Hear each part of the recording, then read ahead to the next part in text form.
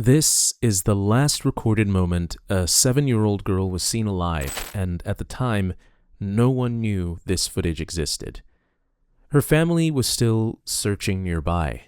Investigators were checking the property, the roads, and the woods, trying to understand how a child could disappear between sorting laundry and dinner. But the answer had already been recorded inside a FedEx truck. And the man behind the wheel was not just a delivery driver passing through. He was the delivery driver they were about to question as a witness. The little girl inside that truck was Athena Strand. But before investigators could understand why Athena was in that truck, they had to go back about 3 hours. Wise Country, Texas, November 30th, 2022. Athena came home from school around 4:20 p.m. Inside the house, her stepmother, Ashley Strand, was making dinner. Athena was supposed to be sorting laundry. At about 5:45 p.m., Ashley checked on her and reminded her to finish. Around 6:30 p.m., when dinner was ready, Ashley went to get her, but Athena was gone. At first, there was still room for an ordinary explanation. The family lived on land shared with extended relatives, so Athena could have gone outside or walked to a nearby home. Ashley checked the house, the nearby family homes, and the places Athena usually played, but no one had seen her. By 6:41 p.m., Ashley called 911. Investigators arrived just before 7 p.m. At that point, investigators didn't know whether Athena had wandered off, gotten hurt nearby, hidden somewhere, or been taken from a place where she should have been safe. But they knew the search had to move quickly. We called in the Texas Rangers because we find that it's important that we use all the agencies that we can. We had the game wardens that were there, and they're always great. Fort Worth PD, they sent a helicopter or two. We also had some drones that came in from Denton County. And Highway Patrol, we had many of them there, as well as the voluntary fire departments. So we're bringing all the first responders that we can find, we're bringing them to help us find this child. The search started with the most obvious possibility, that Athena had wandered away and was still somewhere nearby the property. Police helicopters searched from above using thermal cameras, but the heat signatures they picked up were rabbits, hogs, and deer. Search dogs picked up a short scent trail near the house, but the trail didn't lead deeper into the woods. It led toward the road. That was the moment the search began to feel different. Because if Athena had wandered off, the trail should have moved farther into the property. Instead, it moved toward the road where someone in a vehicle could have been waiting. Investigators were no longer only considering the possibility that Athena had walked away, they were now considering that someone may have taken her. Before she became the center of a countrywide search, Athena Presley Monroe Strand was a spirited first grader who loved animals, pink dresses, McDonald's, and songs from Frozen. Her family described her as independent, funny, fearless, and strong enough to speak her mind. She was the perfect mixture of me and Jacob. She loved to wear her pretty princess dresses, but at the same time, she would play in the dirt in those same pretty princess dresses. And she was free, and she was wild, and she was bright, and she was loving. She wanted to be loved and to give love, and that's it. Athena loved everything. She loved life. We liked to watch movies together. It was very common for us to have movie nights, popcorn and candy. It was very common for her to want to ride her horse with her Aunt Kate. It was very common for her to want to do anything outdoors with her father, so long as her father was around. At school, she was the kind of child who noticed when someone else needed a friend. When another student felt left out, Athena was the one who included them. I adored Athena. She was so much fun. She was a free spirit. She loved drawing. She loved to write. She loved to color.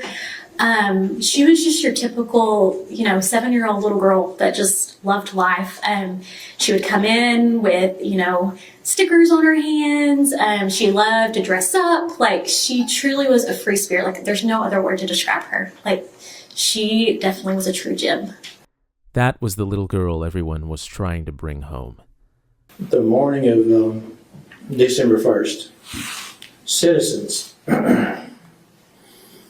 came from all parts of Wise County to help us find that child. And we put them to work with our deputies, with our investigators, with the game wardens. It was shoulder to shoulder. We had what we estimated was about 300 citizens, and they brought their four-wheelers. Some brought horses, some brought dogs. The search had urgency, resources, and hundreds of people ready to help, but it still didn't have a clear trail. Troopers canvassed every home within 5 miles. They looked for witnesses, cameras, vehicles, or anything that could explain where Athena went.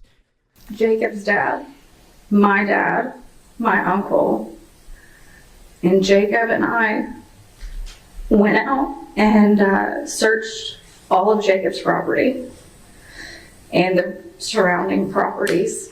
I walked lineups. I walked that county road over and over and over again. I searched Jacob's ponds, but she wasn't there.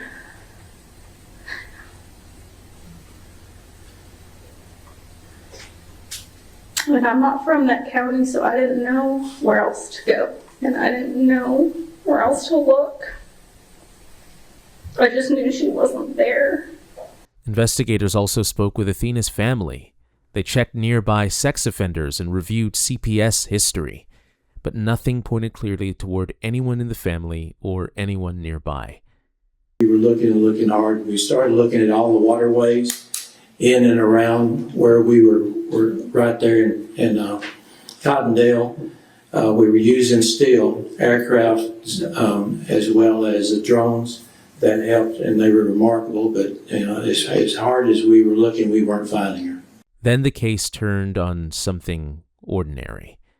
It was not a weapon, a confession, or a witness coming forward. It was a box. A Walmart box had been delivered on the property that evening. It was found by the abandoned trailer near the little porch off the driveway. Inside was a Christmas gift for Athena, a set of You Can Be Anything Barbies. But the delivery records didn't line up. The package was physically at the house, yet the stop had not been completed in the system. That small mismatch gave investigators a direction. If a delivery driver had been there during the same window when Athena disappeared, investigators needed to know who he was, why the delivery had not been closed out properly, and whether he had seen anything. But first, they had to trace the package itself. We went to multiple FedEx locations, with the last one finally being the FedEx location in Alliance, to identify where the package originated and left from that FedEx location. The package had been delivered for FedEx by Big Topspin, a Dallas-based independent contractor. We talked to one of the managers, Max Drescher. He identified that it was in fact a FedEx package that was delivered, and he identified the route that had that package on its delivery. The driver was identified as Mr. Tanner Horner. Horner had been making FedEx deliveries for Big Topspin for about a year. Investigators called him to ask about the delivery. While we were in Mr. Drescher's office, he contacted via phone Mr. Horner on speakerphone with myself and Agent Hogan sitting in the room to be able to hear it. He advised he did not recall that address or that delivery specifically. But later, when investigators spoke to him in person, his answer changed. He stated that after he had driven by the crime scene and saw law enforcement, that he remembered that delivery. And then he remembered something else. He advised us that he recalled the house looking run down, and that he was basically initially start thinking that he didn't want to deliver there until he saw what he thought may have been the homeowner leaving in a vehicle and turning left out of the driveway. He described the vehicle as a older green Chevy Astro van, and specifically with sunspots on the hood and on the roof, and a piece of the panel, like the lower panel, missing on the driver door close to the front wheel. I Googled and found a picture of a older green Chevy Astro van. I showed Mr. Horner my phone and asked him if the vehicle on the screen matched what he saw in the driveway the day before. He stated that vehicle was very similar to the one from the driveway. Investigators took the green van lead seriously. They checked databases, drove the area, put out a statewide bolo, and even used helicopters to look from above. But every attempt to verify the van came back empty, making Horner harder to believe. So investigators kept working the FedEx lead. They asked for more delivery records and reviewed the route data. As they looked closer, Horner's own route began to create a different problem. He claimed that the Strand home was his last delivery that day, but the route did not support a clear ending. We obtained the official records of the deliveries, and basically there were some anomalies of the last package delivered was the one before the victim address of the Strand household.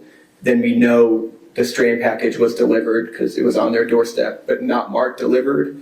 And then there was 4 or 5 more packages that should have been delivered that night that were not delivered. When investigators asked why the route didn't add up, Horner said he'd gotten sick. He stated he didn't feel well on the route, that he then began driving back towards the Alliance area, pulled over on the side of a random road, threw up, and then continued to a Love's, threw up again before continuing back to the FedEx location. On its own, that might have sounded ordinary, but this explanation wasn't standing on its own. It was standing beside a missing child, a van no one could find, an unfinished delivery record, and a route that didn't close cleanly. At that point, Horner was still being treated like a witness, but the evidence was starting to move him into a different role. And the next answer wouldn't come from him, it would come from the truck he had been driving. The FedEx delivery vehicle had its own camera system.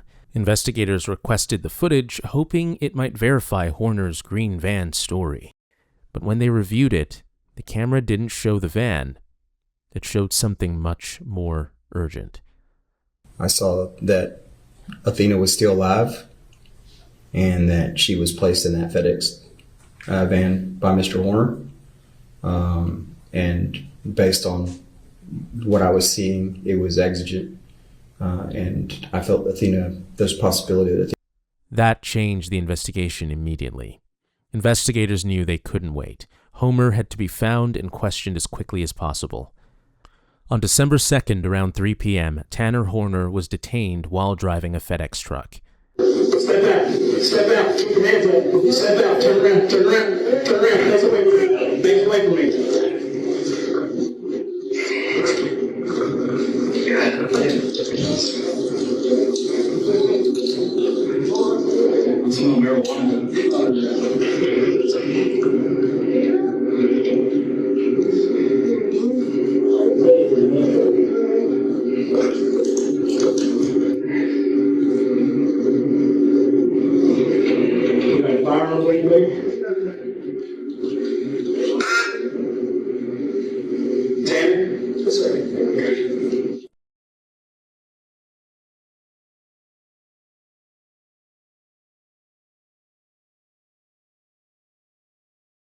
But when the officers checked the vehicle he was driving, they did not find Athena.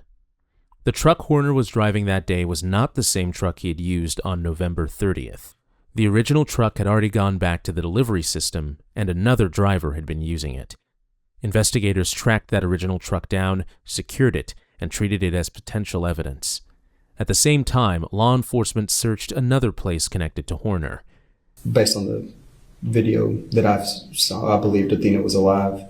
And under exigent circumstances in public safety, I had our special operations group, SWAT team, essentially, make entry into the Horner residence under exigency simultaneously as Mr. Horner was being detained. They didn't find her there either. Every place investigators checked made one thing more urgent. Horner had to tell them where she was. Because they were still treating this as a possible live child recovery, investigators did not begin by asking Horner for a full confession. They started with the only questions that mattered in that moment. Listen, where's she at? Oh yes, where's she at? That's the most important thing right now. Come on. Where's she at? I can show you, I don't know what the rest is called. She left? Okay. Let's stop you right there. Let's go on right now. He claimed he had backed into Athena with the delivery van, panicked, then taken her to a place with a lot of bamboo. Investigators already knew part of that story didn't match the FedEx video, but their priority was finding Athena. So, if Horner said he could show them where Athena was, investigators had to follow that lead immediately. We get in the vehicle along with Investigator Oliver and Ranger Briley, and we in turn have him direct us to the location where he put Athena, or stated he had placed Athena. We drive up, and on what appears to be the north side of the road is a heavily bambooed area, very, very thick with bamboo, and he indicates that that's where he placed Athena. At this time, he's kind of giving us instruction as I'm walking him, and he's pointing out a location in the bamboo, and he's stating that it was not too much further in there. It just essentially giving me an idea of where she was at in the bamboo. Search teams moved through the area Horner had pointed to, but Athena was not there. At that time, I felt like I was being lied to again and that she was not there. In my prior experience, especially if we're being directed to that area, we usually find, unfortunately, human remains or humans with a canine very quickly. Even after the search came up empty, Horner kept insisting they were in the right place. His statements were that she was in close proximity to the road, not too far in. He stated that was so somebody could find her. After nearly 2 hours, the bamboo story had not led investigators to Athena. At that time, we exhausted resources as far as checking the home. We checked both vehicles. We checked, keep in mind this is day 3 also that we've been searching. At that time, I felt that he was lying to me and that I needed to take him to a controlled environment and conduct a custodial interview. So Horner was taken to the Wise County Jail interview room for further questioning. During the field interview, Horner had said Athena was already dead when he put her in the truck. But inside the interview room, that story changed. Let's start off with what we've already talked about, okay? On when you got the little girl. You went to that residence to deliver a package? Okay, and then what happened? When I was trying to get myself situated to where, I have an easy way to get out of the property, I kind of backed up in here. Okay, and then what happened? She seemed like she wasn't too incredibly hurt, but it was a panic. Okay. And I didn't know what to do. My main fear was I could lose my job, lose my source of income, everything was on the line. I didn't know what to do. Okay. So then when you did load her up in the truck? I listened to this dumb little voice in my head that told me, just grab her and go, and I did. Okay. So you said you didn't hurt her too bad, you just kind of bumped her, or? I mean, she had some bruises. Okay. So she's still talking to you, and what'd she say? She was worried that I was a kidnapper. And what'd you tell her? I told her no. She kept asking where we were going. I didn't know what to tell her, so I would just talk to her about random things. Mm-hmm. I didn't.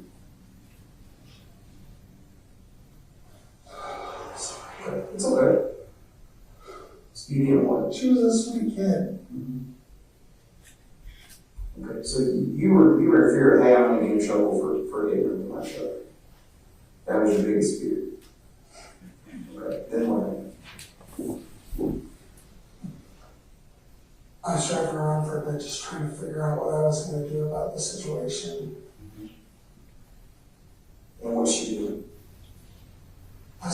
questions, we're just talking at this point. Yeah, is she sitting down? Is she standing up? Is she in the passenger seat? Where's she at? She's standing up and she's in the back. Okay. What's she asking? Just random things. Like, I just had her talking. And almost immediately, Horner started creating distance between himself and the decision. And then where's her go?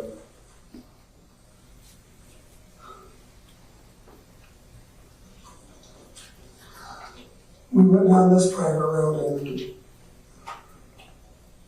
I listened to that little voice again. What it takes to.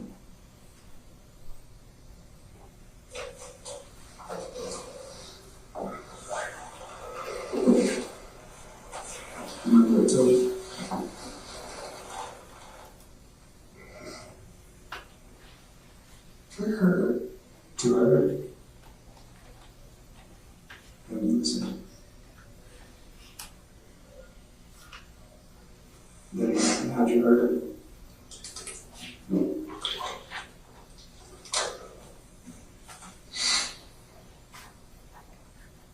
It's okay. It's alright. It's alright.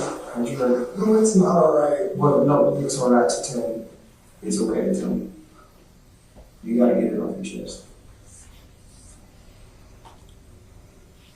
How'd you hear it?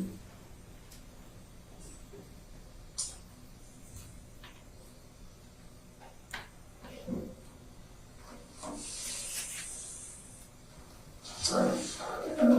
You gotta get it off your chest, okay? Listen again. Okay. If you don't want to talk about how you heard it in detail, just start Alright, there. alright. And then let's talk about how she ended up after you heard her. Where did you take her? Sat on the private road trying to figure out what I was going to do from that point. I didn't know what I was going to do. So I just started heading back to the station. And then when I was driving back to the station, I saw the bamboo and tossed somebody in there. Okay. Obviously, if you tossed her there, we're going to find her. So she's fully clothed, and you mentioned she didn't have any shoes on. No, she didn't have shoes. Okay. Wearing socks, barefooted? Socks. Okay. You remember what clothes she was wearing? I mean, I think like shorts or jeans or something. Okay. There was a lot going on through my head at the time that I didn't. Is there any voices telling you anything at that time? After you, just to get her out of the truck or anything like that? Or was that just kind of a decision you made? I just tossed her in. Like, I couldn't just keep running around with a kid in the back like that. I just tossed her in the bush or whatever you want to call it. And you sure she was not alive at that time? I was relatively sure. Okay. I mean, I didn't check her heartbeat or anything, but I'm relatively sure that she wasn't alive. Okay. What was that little voice specifically telling you? Do you remember?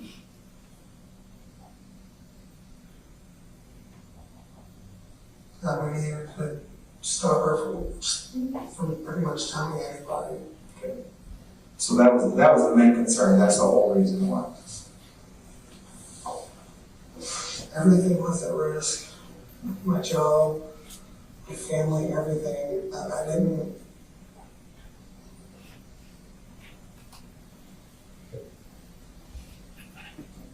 You didn't know what to do. You panicked. Right? So, When investigators pressed him on how Athena was hurt, Horner's story became far more disturbing. So let's backtrack a little bit, okay? To that private road that you went down. And when the voice is telling you to hurt her, how did it start? Did you say anything to her? Did you explain that you had to do what you had to do? Yeah, I mean, can you give me something on that? I just told her to turn around And You choked her? One hand or two hands? Two. Like, was she facing away from you while you were choking her? it started off, I tried to Oh, you tried to break her neck? I tried to break her neck, make it as quick and painless as possible, but it didn't work. She started crying. I'm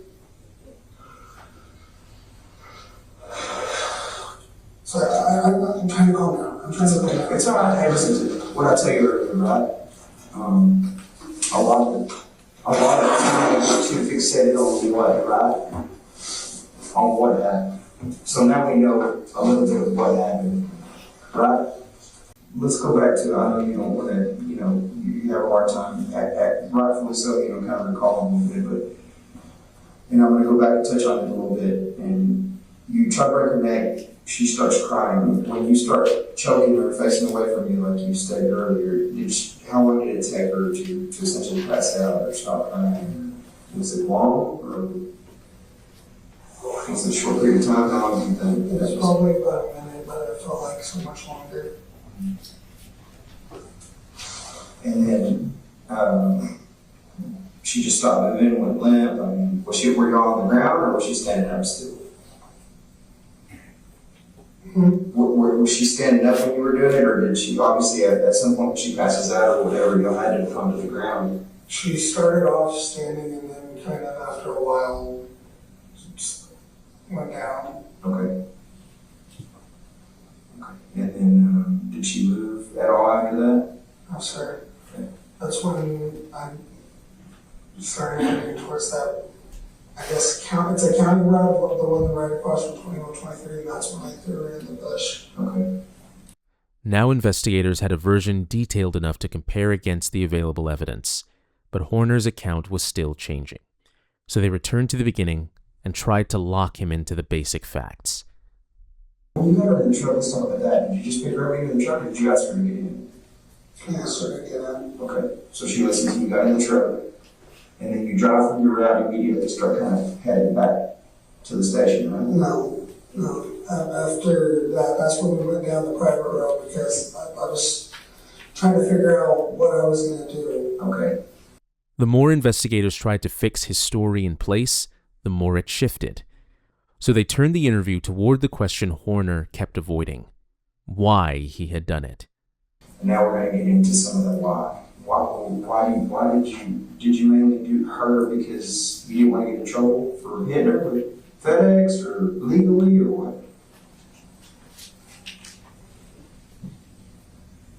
Essentially, was panicking. I didn't know what to do, and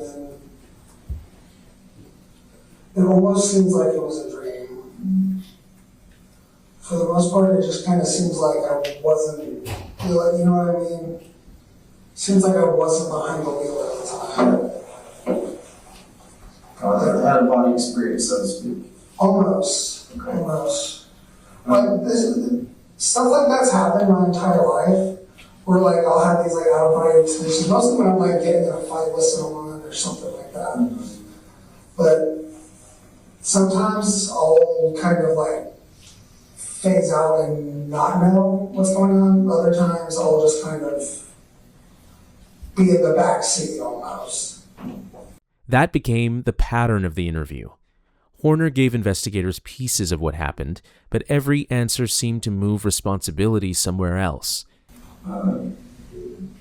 Tanner, again, we'll get, we're not going to get jammed up on what happened. Obviously, the why is always more important. But there are some details that we need to know. Obviously, and let me explain this to you, because you're a smart guy, you know how things work. Just talking to you the little bit of time I have, you're obviously into mythology, you're into superhero movies, you know how things work. You're not, so to speak, recluse. You know the things around you that go on. So I mean, it used to be a really bad recluse, but that's a long time ago. I mean, but so by that saying, you're exposed to things and you know how things work. So obviously, when we work this type of investigation, a medical examiner's body looks at the body, right, to determine how this person passed away. So we're going to know some of the what, right? We're going to be able to essentially corroborate what you're telling us now, right? So is there anything else we're going to know? Because I don't want you to lie to me now. So I'm gonna shoot you straight, just like I don't want you to shoot me straight, all right? Put yourself in my boots, so don't lie to me, because you know how it is. Do you like being lied to? No, sir. Okay. So I think I know what you're about to ask, and no, I didn't. what am I going to ask? You're going to ask if I sexually assaulted her, and I did not. You didn't sexually assault her. No, sir. So everything's going to tell me that you didn't sexually assault her. With my medication now, I don't even really have much of a libido. Okay. Like my fiance will even tell you that it kind of pisses her off most of the time. Okay. So this, whenever the doctors or whatever examine her body, they're going to tell you that she wasn't sexually assaulted. Yes, sir. But investigators were not only listening for explanations, they were listening for details the evidence could confirm or break apart. By the way, I do think she pooped herself also when I don't want to say it, but you get what I'm saying. When you choked. Do you think she pooped herself while you were choking her? Yes, sir. How do you know she pooped herself? I mean, I smelled it when I was moving her, some of it got on the floor. That's good. There's a little bit of poop, a little bit of pee. In the truck, so some of that stayed in the truck. Yeah, I cleaned it up. When I stopped at Love's, I got sanitizing and stuff and cleaned it up with my throw up. What'd you pay for it at Love's when you bought that stuff? Did you pay for it in cash? Oh, I didn't pay for anything. I just asked if they had any cleaning supplies. So you asked the store person if they had cleaning supplies? That moved the interview from what Horner claimed happened to what investigators could prove afterward. The investigators asked the question that brought the focus back to one choice Horner had still not explained. At any point in that, did you think about just letting her out? I did. Okay, why did you do that? Bruce was telling me not to. Once investigators had the basic outline of Horner's story, the focus shifted back to finding Athena. But now, there was a new problem. Horner could appear cooperative and still mislead them. He could give directions, answer questions, and seem helpful, but if the location was false, cooperation only wasted more time. Are you 100% telling me the truth about where you put her? And I know I keep harping on that, but it's important because I want to get her home, right?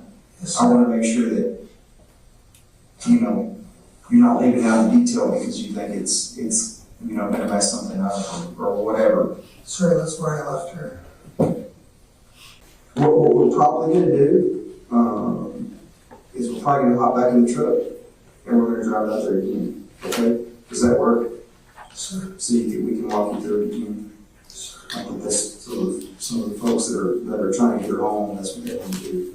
So that's what we're going to do. So we'll probably let you get smoke and do that.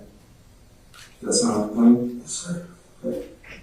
is it possible you went further in there than you think? I didn't even technically even go in there. Okay. I was right outside the edge and just kind of tossed her in. When you say tossed, are we talking like a hard toss, like as hard as you came in there far, or is it like right there? Like right there. Okay. Well, did you try to hide her? I tried to make it to where somebody would find her Where somebody would find her? Now, how did you do that? by not throwing her too far in. Why would you want her to be found? Because I'm a parent. I wouldn't want to know. I wouldn't not want to know. That answer gave investigators a contradiction they could press. If he wanted her found, why did he let everyone search for days without telling the truth? During the next couple of days, you didn't return? So Why? You're a parent. I didn't want to know. I didn't want to know what was. I was hearing updates about this constantly. Well, you met with FBI the other day and you didn't tell them you're a parent. And you didn't tell them the truth. Right? They were looking for her then and you're a parent and you didn't tell. That wasn't me. So, that wasn't you. What do you mean? That wasn't me. What do you mean that wasn't you? They didn't talk to you? They talked to me, but they didn't talk to me. Okay, interpret that for me. His answer opened another door. Until now, Horner had used panic, confusion, and the voice to explain what had happened. Now he suggested the person who lied before was not really him. Then investigators confronted him about something he'd written while they were out of the room. What'd you write that for on the board? When we stepped out, you wrote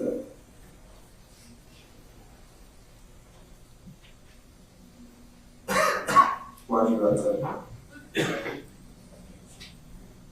If I say too much, I'm going to die. Why do you say that? Zero's gonna hurt me. Who? Who's gonna hurt you? Zero's gonna hurt me. Zero? Like Z-E-R-O? Okay. Well, listen to me. We need to know some of these things, all right? And we're here, we'll protect you, all right? We'll get you the help you need. So you gotta trust us on that. Okay? How can you stop me from hurting me? Well, there's several ways to do that. We're capable of doing that. For sure. We have the resources, the capabilities, we're in a controlled environment, we can keep you safe, okay? Are you gonna trust me? You continue to trust me? I trust you. Okay. I want He you doesn't. Okay, listen to me. I want you and Zero to trust me. He's telling me this is all a trap. There's no trap. There's no trap. From that point forward, Zero became more than a passing reference. It gave Horner another way to split the story in two. When Horner wanted sympathy, he was Tanner, but when investigators pressed him on Athena, he became Zero. I am gonna miss out on the best parts of my child's fucking life. Okay? I can't. This is one of those probation things. This is one of those I'm going away for a long time things, and I'm gonna miss out all of my fucking son's life. I would rather die. I'm gonna miss out on all my son's Christmases, his birthdays, him growing up. I'm gonna miss out on everything. All because I listened to some stupid voice that isn't probably even there. Our expectation with where you took us is that we're there, we got her. That hasn't been what has happened, so it leaves us curious. I understand. But I left her there. That's where I put her. I don't know how you guys haven't seen her. Like, I did not throw her in there far, like, at all. She should be, like, almost visible.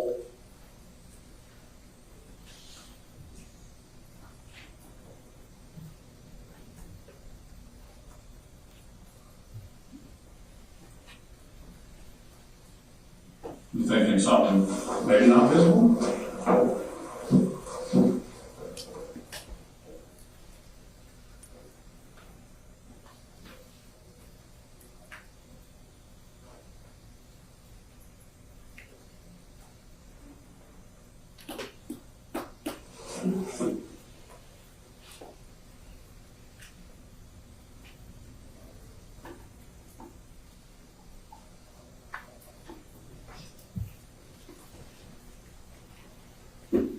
Zero saying we need to speak to an attorney.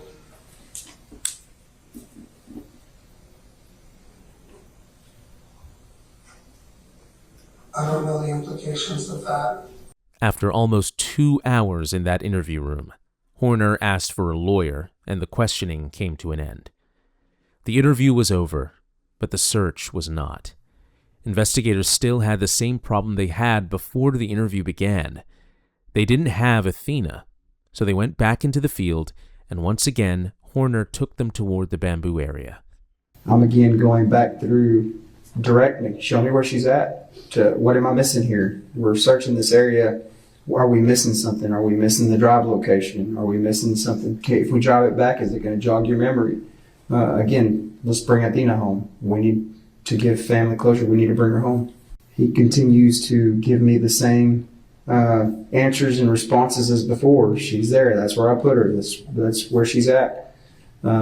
Same lies over and over. When we do overviews, it's the same things that I know to be lies. So investigators changed their approach. At that point in my investigation and throughout the course of the interviews with Mr. Horner, I knew that I was going to have to play his game. And I knew that I was going to have to address him as zero in order to find Athena. When I tell him that know what I've been missing is that I've been talking to the wrong person, that I needed to be talking to zero. His physical demeanor changes. His head goes into a sideways motion. His eyes roll into the back of the head, and he pretends to turn into zero. At that point, I ask him to take me to Athena, and he says that he will, and we get into my pickup, and he directs me to Bolo's Crossing.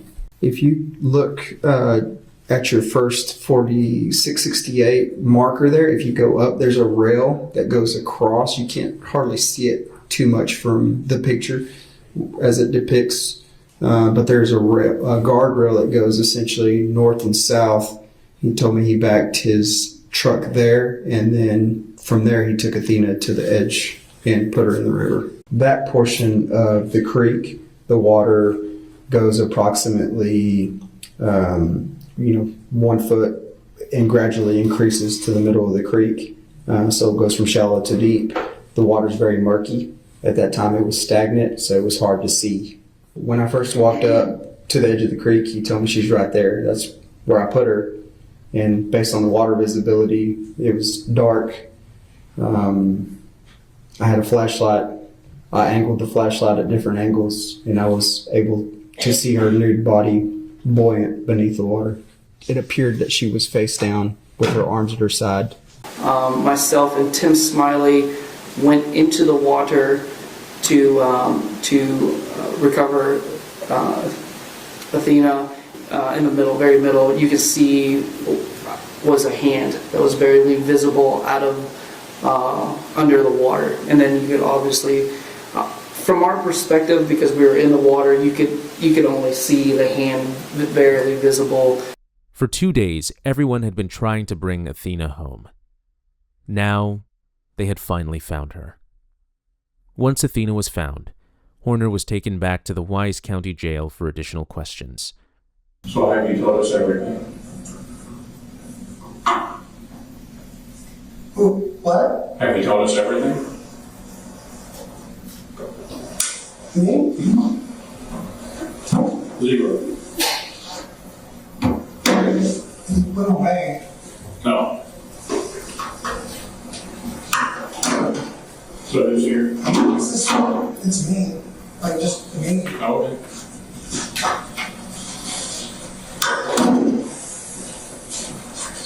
Zero. It's not zero. Tanner, Yes. welcome back. You okay? I'm a little flabbergasted, I guess. Why's that? How's that? Because I was in the back seat watching everything happen, and I'm kind of freaking out. Alright. Is there anything Zero didn't tell us that you can remember? Or we in and out? I mean, I've been in and out the entire time. He hasn't really let me come out at all. Okay. Since I brought him He out? has like a weird, he's just a weird type of respect because you actually, how should I put it? You trust him, which I think is, he's, okay. Yeah. He,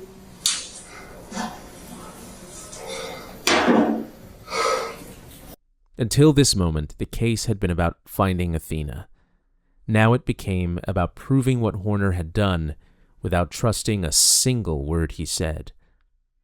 Investigators had to rely on evidence that could be verified. That started with the FedEx truck. By then, investigators had received the full FedEx video. The truck had 2 camera views, a front-facing dash camera and an inside cabin camera. Horner had already covered the front-facing camera at around 4:09 p.m. before reaching Athena's home at about 5:30 p.m. After Athena was inside the truck, the inside cabin view was also blocked, but the audio kept recording. And what it captured was heartbreaking. You see them first walk up to the vehicle. She's following him into the van, and then he lifts her up and puts her in the van, and She asked him, "Where are we going? What are you doing? Are you a kidnapper?" It was almost like a conversation for a while. And he's just chit-chatting with her, asking her, "Where do you go to school? How old are you?" And at one point he tells her, she says, why are you doing this? And he says, "Because you're pretty." And he says, "You know that, don't you?" And then they drive around for a while. She keeps saying, "Where are you going?" And then he stops the vehicle, and that's when it gets very graphic. At one point he tells her to take off her shirt, and she says, "Why?" But then she says, "My mom says somebody shouldn't be doing this to me, and you shouldn't be doing this to me." We can't see, we can only hear what is going on. But she asks him several times, "What are you doing?" The poor child says, "Ouch, ouch, ouch," multiple times. Asks him again, "What are you doing?" And then he'll pull over, like he at one point he does take off, and then he hears her, so he pulls over, and then you hear stomping or slamming, like he's trying to hurt her more. And then he takes off, and then the most eerie thing is at one point Jingle Bell Rock comes on, because remember this is around Christmas, and she is crying. She is, you can hear her crying, and he's just singing. He starts singing Jingle Bell Rock, and then she's crying. Goes, "Shut up!" He tells her multiple times, "Shut up! If you don't shut up, I'm going to come back there and hurt you more. Yeah. You need to shut up." He tells her to shut up several times. Later that evening at Love's, on his way back to the FedEx station, Horner uncovered the cameras. When the view came back, investigators could see him cleaning the truck.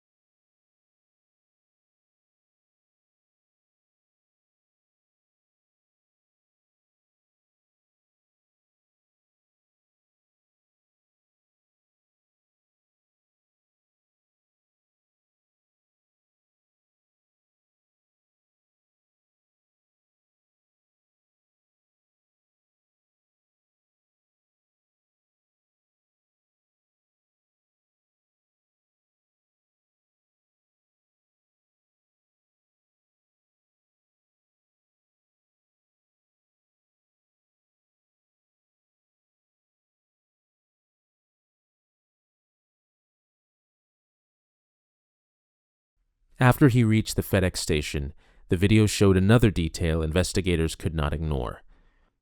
Horner was seen unzipping a backpack and placing what appeared to be Athena's clothing inside it.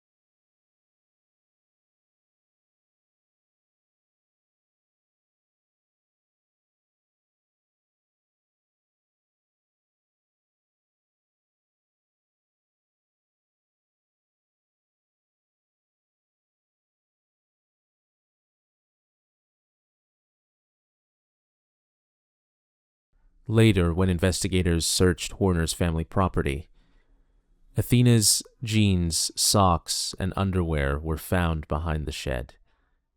While the video showed what Horner tried to hide, the digital trail showed where he had been. Even when Horner's phone went quiet, the truck kept talking. Its modem, security scanner, GPS breadcrumbs, and video timestamps helped investigators rebuild the route Horner was trying to blur. That route helped fill in the gaps and showed where the truck had been, including the area around Bobo Crossing. Horner's phone told its own story. On December 1st, while Athena was still missing, Horner's phone searched, "Do FedEx truck cameras constantly record?" Later that same day, it searched "Paradise Missing Girl." That mattered, because Horner was not just following the news, he was trying to find out whether the truck might have recorded him. But it was the autopsy that created the clearest contradiction yet. The medical examiner ruled Athena's death a homicide and listed the cause as blunt force injuries with smothering and strangulation. The findings included injuries across her head, neck, trunk, and extremities, along with evidence supporting both smothering and strangulation. That contradicted Horner's accident story, and another piece of evidence against him. The case had a clear evidence chain now. The truck showed what happened after the delivery stop, the route data showed where he went, the phone searches showed what he was worried about, and the autopsy showed why the accident story did not match the previous evidence. Then, on December 6th, Horner asked to speak with investigators again. But he didn't begin with a full answer. He began with a request.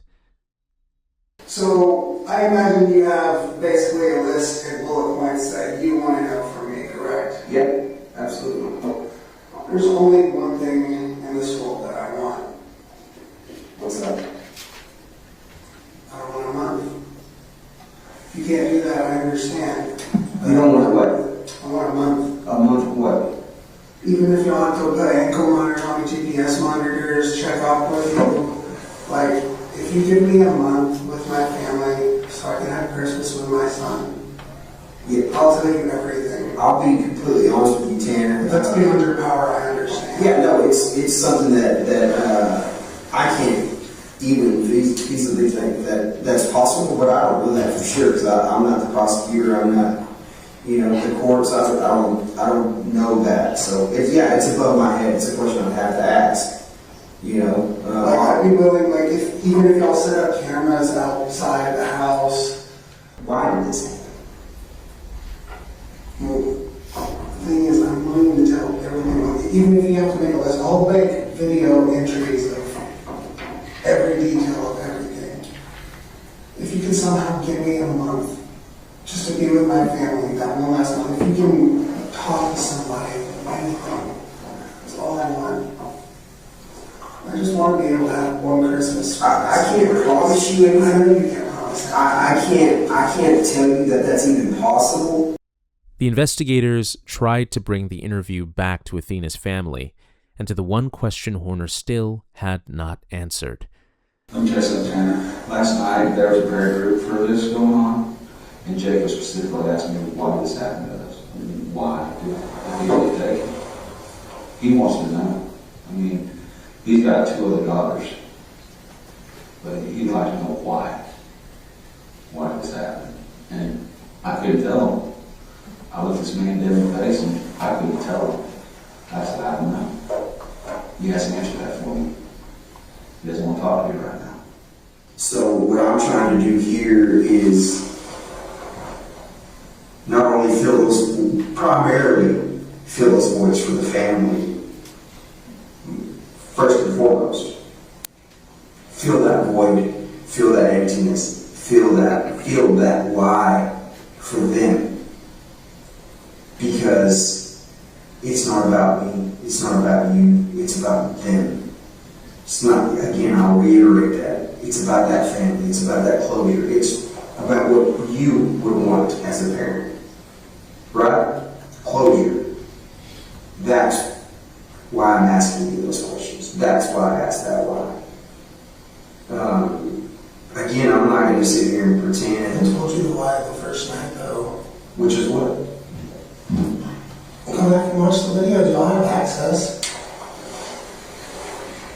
I told you why it happened. So the whole reason we took her is because you bumped her with the truck. And knocked her down with the truck. And then it just spiraled out of control from there. It's out of my hands at that point. So if you had never bumped her with that truck, this would have never happened. Nothing would have happened. Life was getting really bad. The stress was getting too much. I'm not a violent person. I'm not a bad person. I've never been a bad person. Would you say for the majority of your life you've done the right thing? I've always done the right thing.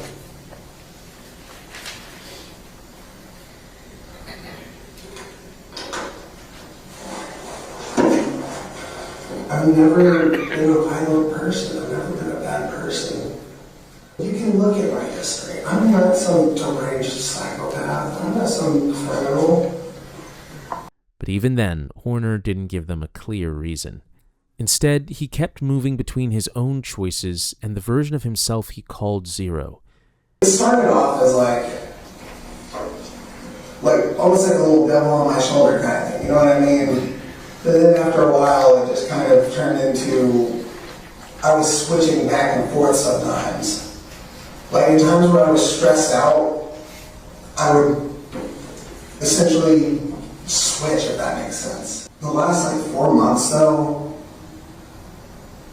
Zero becomes a little bit more prominent. He starts, ever since, once about 2 months before we moved out of our grandparents' house, becomes a lot more prevalent. He's... Describe that to me. What do you mean by that? He's coming out more. He's taking over a lot more, which at the time I really didn't mind because a lot of the times I'm just sitting here bored as hell, driving these long ass routes for sometimes it's 15 minutes in between one stop and another, you know what I mean? It gets tedious. So I didn't mind him coming out a little bit more. So I'm starting to do a lot better. We're doing a lot better. I'm starting to understand a little bit more about this other me, essentially. Cassie's starting to understand a lot more. You describe that as you're there, you're present, but you're not present. You're essentially not controlling. So there's different states, I can say. Say it's a car. Mm-hmm. So if I'm the one driving, it's just normal. You know what I mean? Sometimes I'm in the back seat, and that's when Zero's driving, and I'm just kind of along for the ride. Essentially, yeah. And then there's other times where I call it being in the trunk, where I have no idea what's going on. Because there's been times where I wake up and I have no idea how I got there. Mm-hmm. This, for example, this right here, I woke up going through my grandmother's backyard, and I don't even know how the hell that got there. I don't know what happened. It just kind of, it's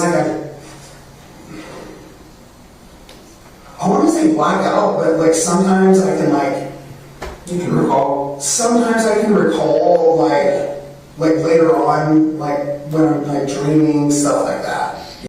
By the end, they had more explanations, but they still didn't have a real why. By the time the case reached court, Tanner Horner pleaded guilty to capital murder. That meant the jury didn't need to decide if he killed her. They needed to decide what punishment he deserved. In Texas, capital murder has two possible punishments: life in prison without parole or death. So the trial became a punishment trial.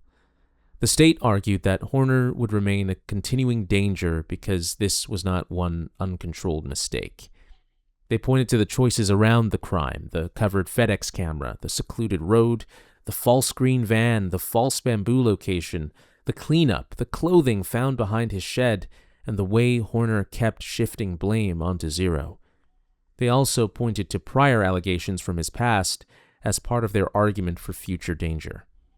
2 women testified that they were 16 when Horner allegedly sexually assaulted them. A third witness, who had known Horner since childhood and was raised around him like a cousin, also alleged that Horner sexually assaulted him when they were younger. The defense challenged the witness on delayed reporting, memory, continued contact, and uncertain dates. But for the state, the allegations helped show a larger pattern of danger around vulnerable people. The defense argued that his history, mental health, and developmental issues gave the jury reason to choose life without parole instead.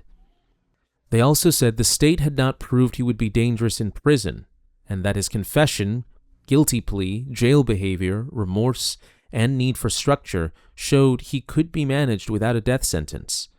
But after hearing the evidence, the jury sided with the state. Answers to special issues. Special issue number 1, whether there is a probability that the defendant would commit criminal acts of violence that would constitute a continuing threat to society. Answer: we, the jury, unanimously find beyond a reasonable doubt that the answer to special issue number 1 is yes, signed by the presiding juror. Special issue number 2, whether taking into consideration all the evidence, including the circumstances of the offense, the defendant's character and background, and the personal moral culpability of the defendant, there is a sufficient mitigating circumstance or circumstances to warrant that a sentence of life imprisonment without parole rather than a death sentence be imposed. Answer: we, the jury, unanimously find that the answer to special issue number 2 is no, signed by the presiding juror. Mr. Horner, if you'd stand, please. It's the order of the court that you, Tanner Lynn Horner, has been adjudged to be guilty of the offense of capital murder as found by the jury. Jury having answered the special issues, making it mandatory that your punishment be death, it is therefore the order of this court that your punishment be death. Mr. Horner, if you'd stand, please. It's the order of the court that you, Tanner Lynn Horner, has been adjudged to be guilty of the offense of capital murder as found by the jury. Jury having answered the special issues, making it mandatory that your punishment be death, it is therefore the order of this court that your punishment be death. The legal process ended with a sentence. But for Athena's family, the verdict could not give back what had been taken. It could not give them another birthday, another holiday, or another ordinary evening where Athena came home from school and sat down for dinner. Her family had sat through the evidence because she could not speak for herself anymore, and her mother had already said exactly why that mattered. Because I had to cover up handprint bruises around my daughter's neck, and because she no longer has a voice, and I want people to know that she's not just some story.